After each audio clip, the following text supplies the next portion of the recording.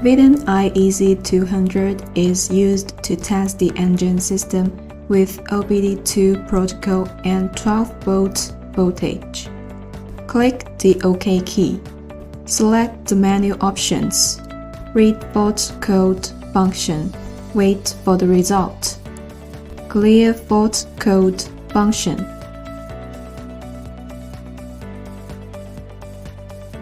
Read data stream.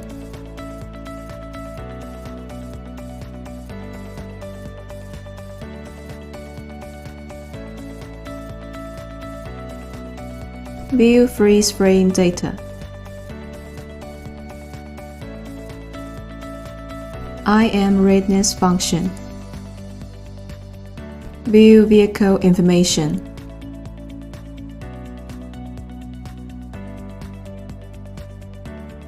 Click the ESC key. Choose the language options. 8 languages are available. You can set up any language you need. So that's VIDENT iEasy200.